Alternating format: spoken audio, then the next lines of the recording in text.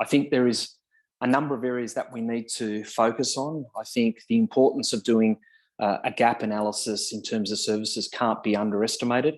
One of the things we've committed to is a special commission of inquiry with the powers of a royal permission into the funding of healthcare in New South Wales, including mental health services. And that is particularly important for me because as someone who wants to be the health minister in the next few weeks, then that budget is getting bigger and bigger, and we've got to make sure it's going to where it's needed most. And we can't always just simply say we need more. As Angelo says, we have to have a look at different funding methods to do that, but we also have to look at how we're funding things now and can that be done better. And I think a gap analysis running in parallel to that would be a really important opportunity to transparently show the community, healthcare workers, those in the system, those providers in the system, exactly where the gaps are and where the gaps are not, and where those important fills need to be. I think, and I've said this on multiple times, I think the focus for the next health minister and mental health minister will have to be on staffing and how we appropriately staff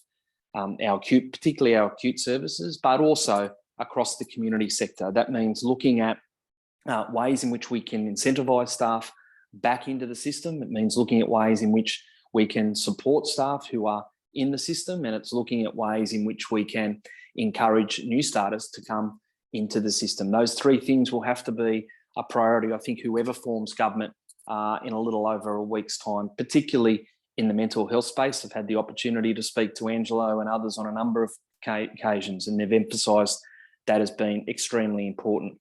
I think the other thing that we've probably got to acknowledge is a large piece of work has been done in this space in Victoria.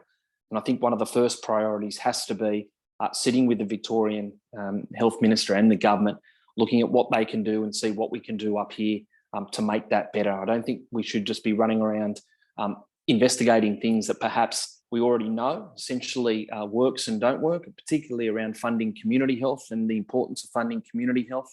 And I think the Victorian model is a pathway, obviously can't be replicated necessarily exactly in New South Wales, but a certain pathway for a next government going forward in terms of properly resourcing our health system, but in particular, our mental health system.